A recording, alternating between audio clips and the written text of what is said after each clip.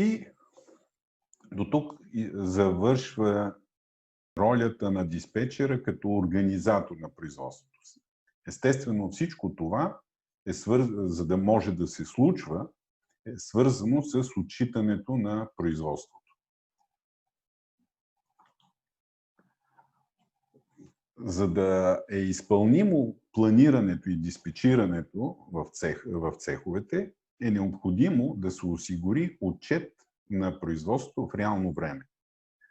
Ако няма отчет в реално време, тогава всяко едно планиране за производство ще планира неща, които вече са произведени, и този план никога няма да бъде реален, реалистичен и повече ще пречи, отколкото да помага, защото човек трябва през цялото време да се съобразява от този план, кое вече е готово, да драска по листата и т.н. Затова отчитането трябва да гарантира отчет в реално време. Естествено, ако си помислиме, че някой в цеха може да седне пред компютъра и да въвежда по кое си изделие, кой детайл, по коя поръчка, коя операция, на коя машина, че бай Иван е изпълнил, до колко часа го е изпълнявал, това е нереално. Това е нереално да бъде в реално време. То се обезмисля, защото информацията ще постъпва толкова късно, че тя става безполезна. Затова отчета трябва да бъде доведен до едно докосване. Тоест, в момента, в който е изпълнен наряда, условно казано с пип, да се отбелязва, че той е изпълнен. Затова искам да обсъдим как се движи информацията, как се стига до това пип. Всичко тръгва от клиентската поръчка или от плана на предприятието. На базата тръгвайки от поръчките, отчитайки технологичната подготовка на производството, се провежда календарното планиране на производството, чието резултат са плановите ордери.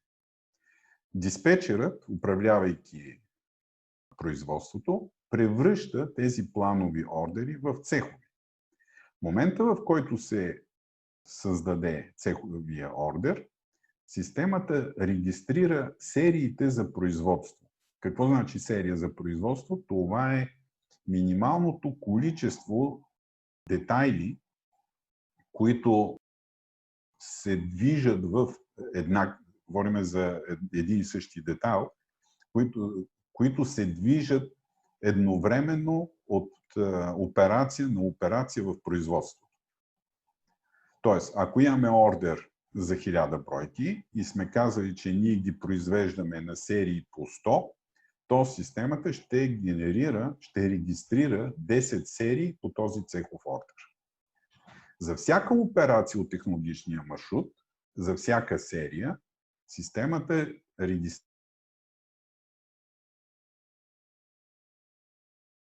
отделен наряд. Оперативното планиране на производството разпределя тези наряди по машини и хора и в резултат се получава сменното задание за производство. Къде е ключът за ПИП? Идеята е, че на всеки трябва да му бъде възлагана такава порция работа, че той, изпълнявайки, да завърши, да комплектова серията, която предварително е разпределена. Естествено, може и частично да я изпълни, но това се явява частен случай.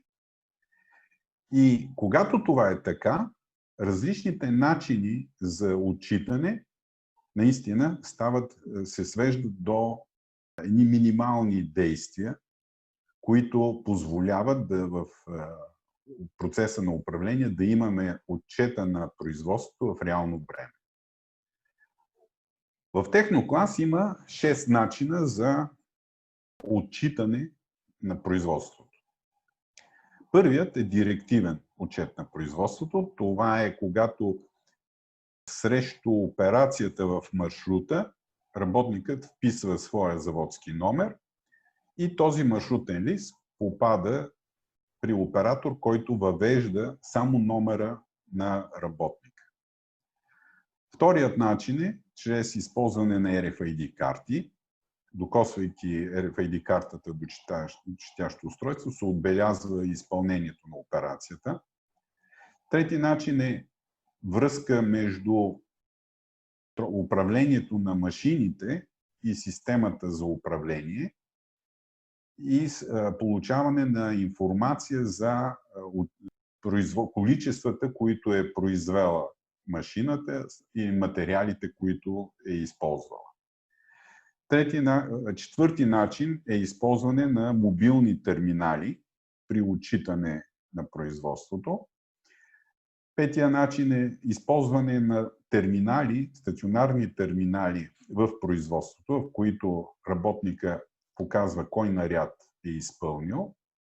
И шестия начин е използване на персонални терминали, които са индивидуални за всяка машина, откъдето във всеки момент работника може да потвърди, да приеме наряд и да потвърди неговото изпълнение. Естествено, съществува варианта, в който отчетането на нарядите става ръчно от оператор вътре в цеха, но това е по-скоро възможност за корекция създадената отчетна информация, отколкото вариант за нейното въвеждане. Нарядите могат да бъдат хартиения носител може да бъде оформен по различен начин и какво е съществено, че в момента, в който по този начин се отчита производството, има информация за отчета на сделчиците, кой какво е произвел, колко пари е заработил. Един много по-особен начин на отчитане е отчитането на работата на конвейер. Когато имаме конвейер, имаме поредица, серия от работни места, които са част от конвейера, на които се изпълняват различни операции, седат различни хора и оценката на всяка една от тези операции е различна. В този случай се регистрира присъствието на съответния оператор на конвейера на съответното работно място с RFID карта и когато се отчете готовата продукция, която е излязла от конвейера, системата автоматично начислява на всеки от тези работници трудът по операциите, които са изпълнявани на работното място, на което той се е регистрирал. И няколко примера от проекти на системата. Това е пример от Ралф Рингер. Ралф Рингер е най-голямата руска фирма за производство на обувки. Само в Русия заводите са 4. Произвеждат над 2 милиона чифта годишно. И това е от цеха за шиене на саи. Детайлите на всяка сая се намират в такава кутия, комплектовани за 10 чифта и в кутията има маршрутен лист с операциите, които трябва да бъдат изпълнени.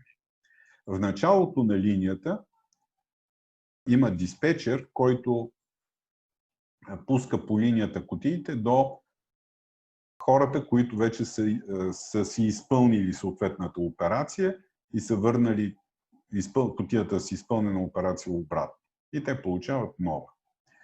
Когато е изпълнил операциите или операциите, работника срещу съответната операция вписва своя заводски номер и след това има две жени, които извикват маршрутните листа на кутиите, които са минали през всички операции и по този начин въвеждат отчетите.